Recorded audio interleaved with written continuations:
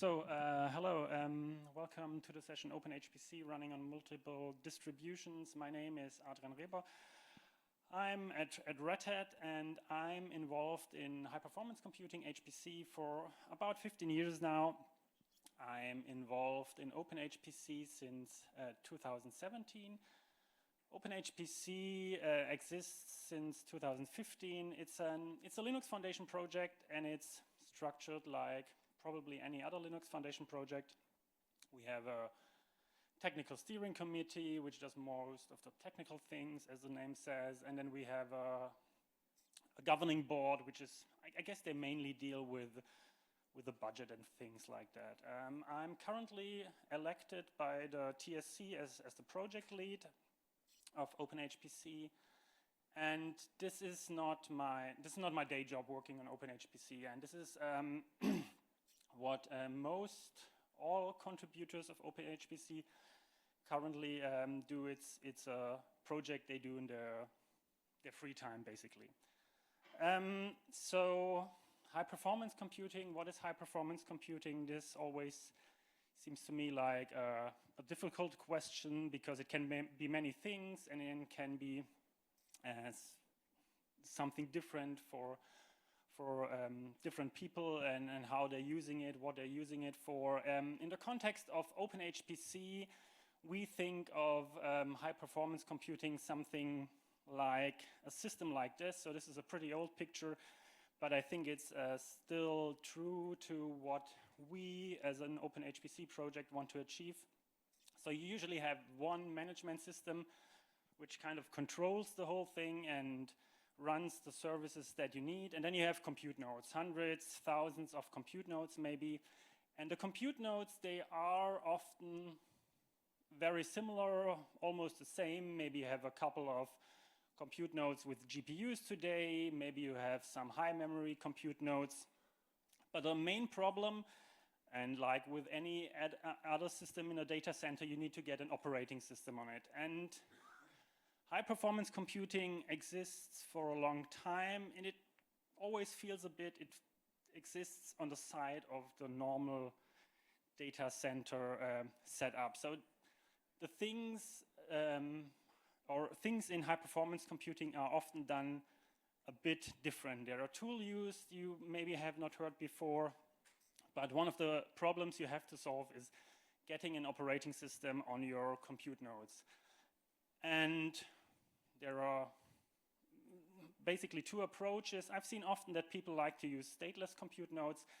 So you do not have any operating system installed on the compute node directly. You usually do a network boot, DHCP, TFTP, NFS, things like that, which makes it, in my point of view, maybe a bit easier. If you have a lot of nodes, then you do not have to touch every node yourself with some automation or whatever. You have one image and you deal with that, and then you have just to deal with one or two images. OpenHPC has provisioning tools which helps you to install or run an operating system on your nodes. OpenHPC comes with tools to do stateless and stateful provisioning. Stateful provisioning is also what I've seen people do, but it doesn't feel as common as stateless, where the operating system is installed on the local compute node. One of the things OpenHPC tries to do, the project doesn't try to force you into a certain tool. So it's one of the taglines is building blocks for high performance computing. So we like to have our users pick and choose what they want for their use case. And this means OpenHPC comes with different provisioning tools. So we have 3 different provisioning tools, and you can select the one which makes most sense for your use case. Then once you have the operating system on your compute nodes, you also might need software additional. And this is also something which is special in high-performance computing. You do not have just one compiler, you have lots of compilers, you install them in parallel, and you have compilers from different vendors. So, and one of the reasons is that, at least that what I have seen so far is that if a scientist starts a simulation with one compiler, they don't want to change the compiler ever. So just in case some result changes, you don't want your result to change. It should always be the same. It should not change because the compiler does something right or wrong. So we provide a way to install multiple compilers, multiple MPIs, multiple different libraries used for high-performance computing. And one of the things which is pretty common in high-performance computing is that a tool called environment modules is used to enable you to install the things in parallel and use them in parallel.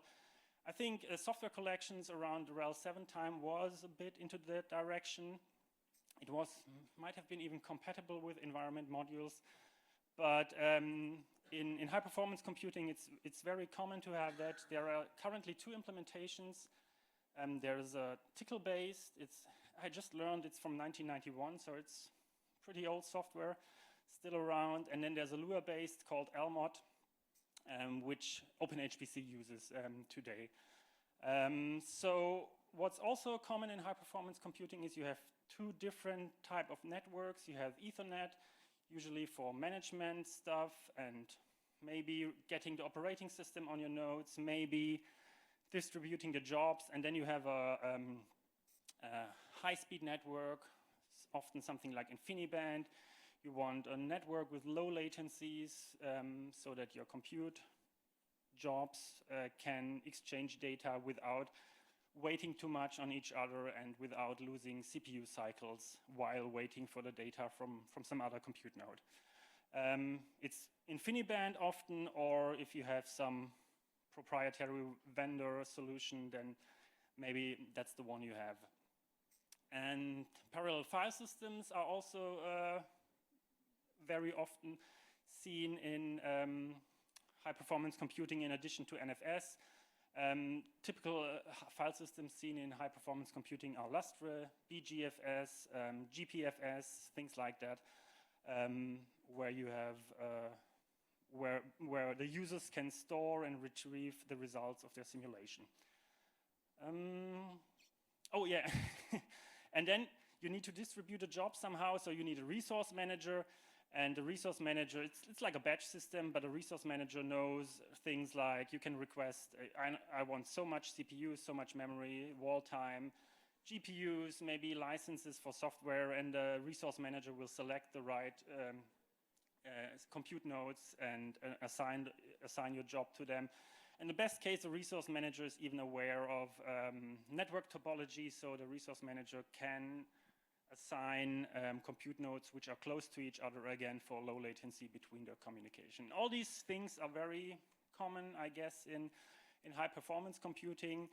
And to get such a system running is the goal of OpenHPC. So this is a project which is basically useful for people who don't have that much experience. The OpenHPC project tries to provide a standard which brings you from a bare metal cluster with nothing running on to a cluster with a HPC system running on. And OpenHPC consists of 2 things, basically. So we have an RPM-based software stack where we compile different things in an HPC-specific way, which you can install on your system. And in addition to the software, we also have validated recipes, validated documentation. And by this documentation, by validated, I mean for each release, we test all the steps documented in the written down in the documentation to see if what we provide, the combination of RPM packages and documentation, actually results in a running cluster. And we test this for each release so that people know if they use our stack and our documentation, they will get a running system.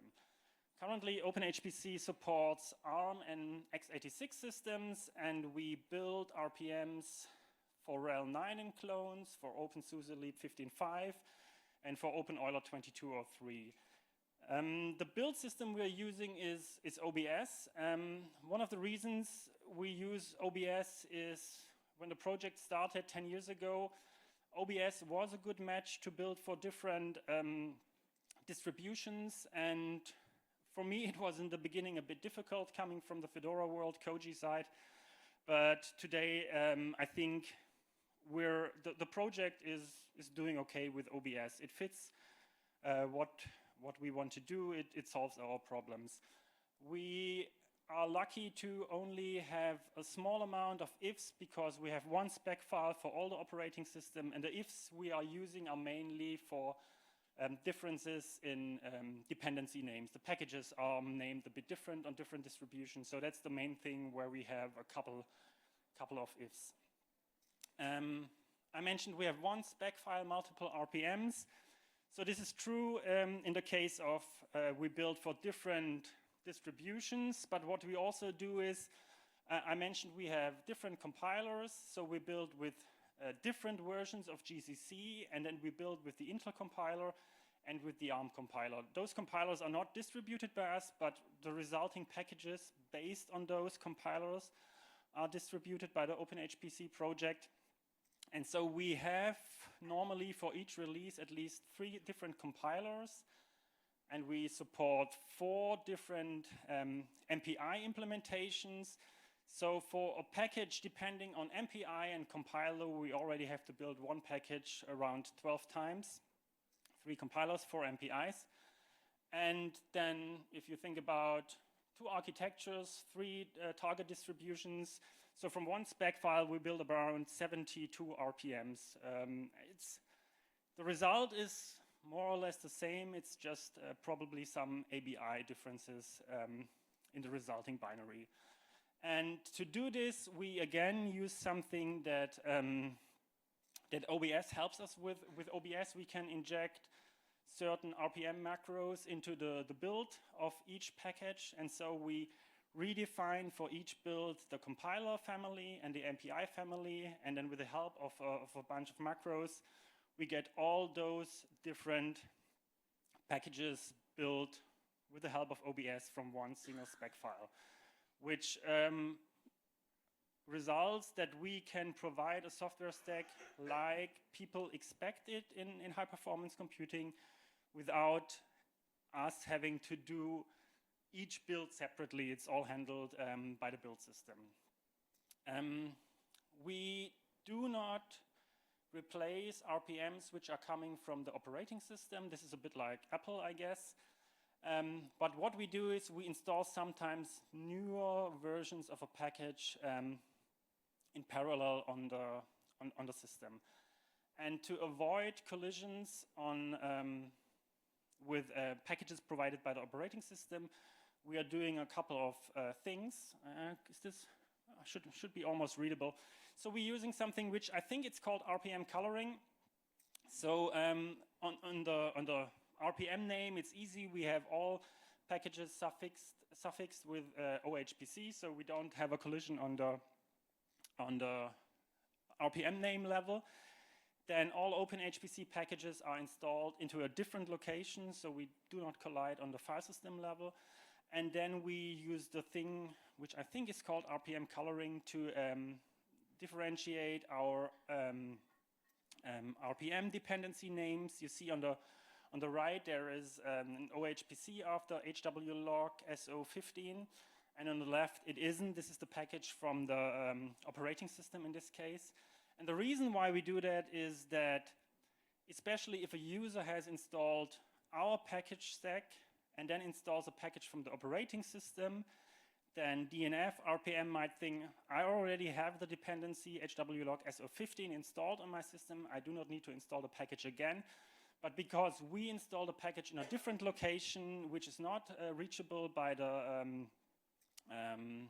default dynamic linker configuration, the binary will not run. So the user will install a package, DNF RPM will be happy, but the binary does not work. That's why we use this RPM coloring to make sure none of our packages collides on the name level, on the file system level, and on the RPM dependency level with existing packages. The second example, the OpenMPI package, you see the one from RHEL also uses this coloring because the OpenMPI package is also, I think it's installed in a different location also needs environment modules. And on the right, it's again the one from OpenHPC, and it also has, for all the dependency, the coloring available. So I mentioned our documentation. So in addition to the software stack we provide to our users, we have the thing we call the validated recipes.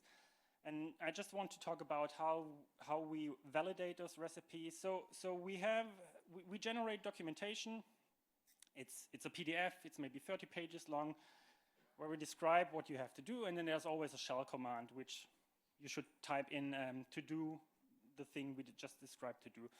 And we extract all those shell commands from the documentation, put it into a large shell script, and this is the basis for our CI run. So our CI system, our CI cluster is usually 4 machines, 1 management machine, and then we use that to kickstart the installation of a second machine. This is then the main node of our cluster. And once the operating system has been installed by Kickstart, or for Leap, it's AutoJust, we then run our recipe to do the actual validation of the recipe. And the recipe will then install a provisioning system. It will provision 2 compute nodes, then it will install a resource manager and all the software packages OpenHPC provides. Once this is all installed, we will run tests to see that the software we have installed is actually working. And for each recipe, we run around 1,000 tests, and the tests range from checking if the software actually starts to compiling something with the libraries to see if the compilation works, and then also see if the numerical results are correct, so that the libraries, the numerical libraries we install, actually result in the numbers we expect them to do. So we have a validation on multiple levels, and the thing where this gets where this gets a lot of why this is so much effort for our side is because we have so many combinations of operating systems, architectures, provisioning systems, resource managers, and different networks. So we build on RHEL 9. We have there's this rosy Red Hat open source infrastructure project where we get our subscriptions from Red Hat. But we build on RHEL 9, but we test on Alma and Rocky Linux. We build on SUSE Leap 15.5, and we test on Leap 15.5, and the same for openEuler. And so we have 4 Linux distributions we test, then we have 2 architectures, and then we test for Ethernet-based clusters and InfiniBand-based clusters. We test with our 3 provisioning systems, with our 2 resource managers. And for the latest release, this means we had 23 different test suites running, each with over 1,000 tests. So the good thing for our users is that what we test or what we release, we at least believe, or we think that it works, because we run all the documentation through our CI system as it is written in the documentation. And so this makes us very positive that it actually works. And the last thing I have is some statistics from the project. Is this also working, this microphone here? Yes. So this will be a bit difficult because I don't see it. Let's see. It should work now. Okay. I still, sorry.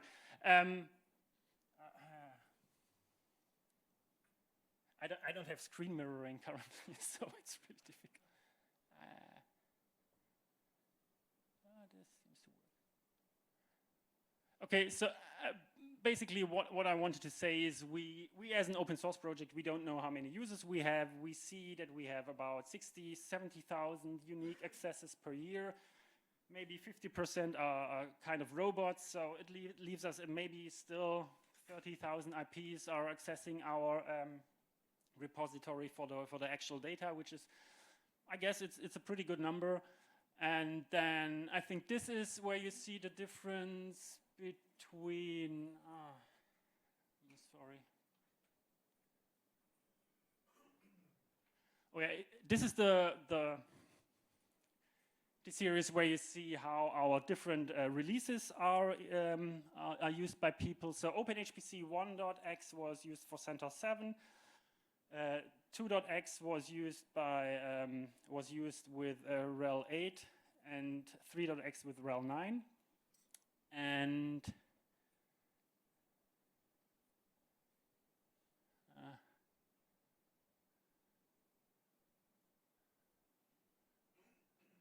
and maybe take a look at this one. So, so DNF is nice enough to tell us which distribution accesses our repository servers. So we see currently that we used to have, the blue line is in 2021, we used to have, our main users were using CentOS Linux, and then they switched to Rocky and RHEL. This is the RHEL line, and this is the Rocky line. And this is the ALMA line, so we started in 2023 also to test on ALMA, and we see that people are responding to it. And I think this one, just below ALMA, is actually Oracle Linux, so we have also surprisingly a lot of Oracle Linux users on our system using it. And yeah, I'm sorry, this is not as planned.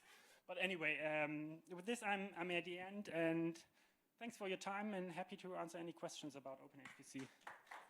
Want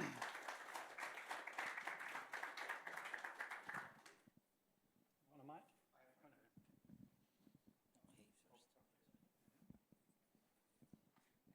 Thanks a lot. Yeah, I'm definitely one of these people in statistics. So. Oh, nice.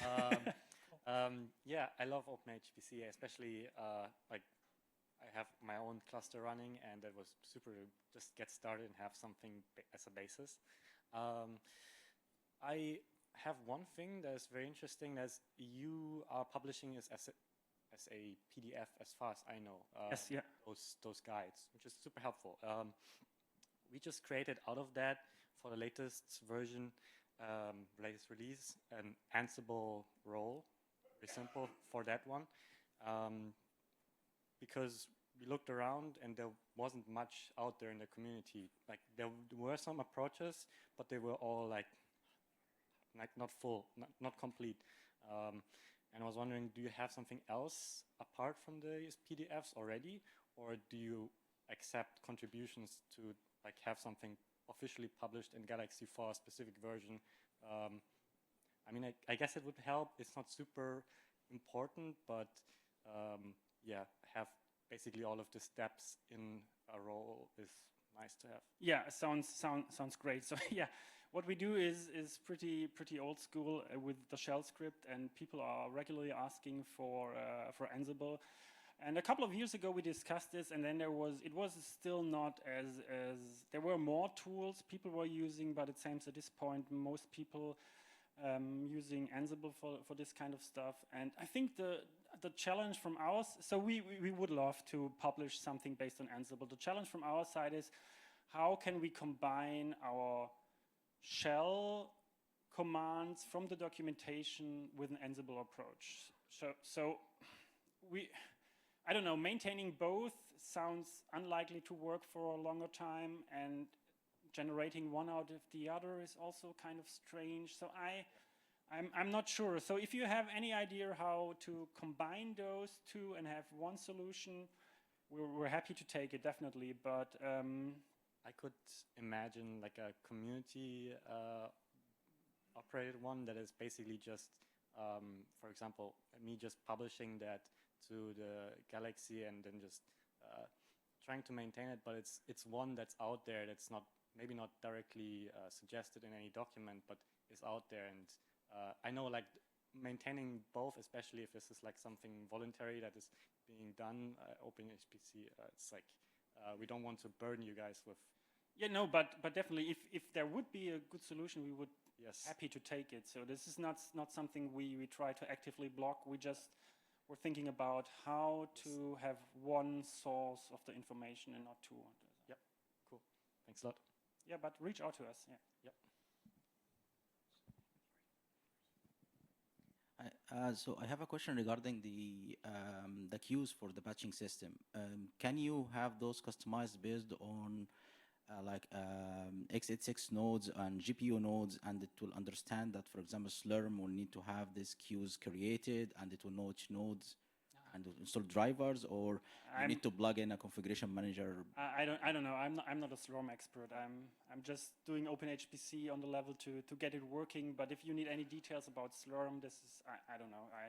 I know enough to get the tests running. So that's sorry. So basically, the test will be just for compute nodes. Yes. You don't use any GPU testings or stuff like that. Yeah. So GPU is a good point.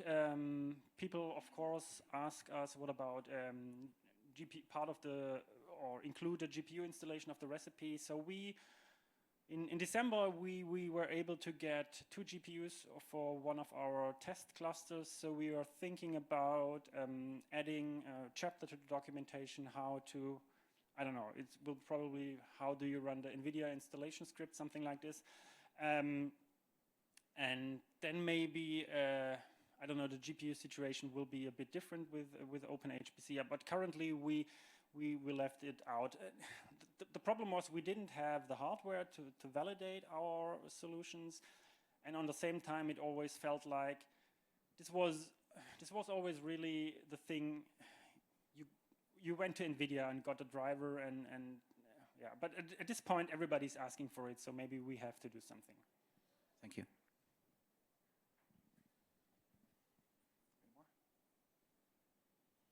Thank you. Oh, wait. I was very interested in the documentation testing part. Do you have any special code to do that, or is any magic, dark magic? Oh, you don't want to know. So this is all really old code, and the documentation is LaTeX based.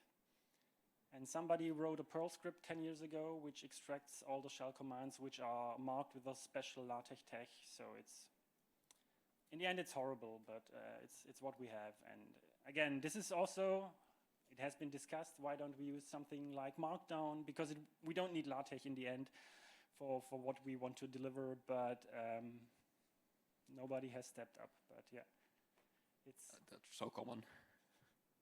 Thank you. Okay, thank you.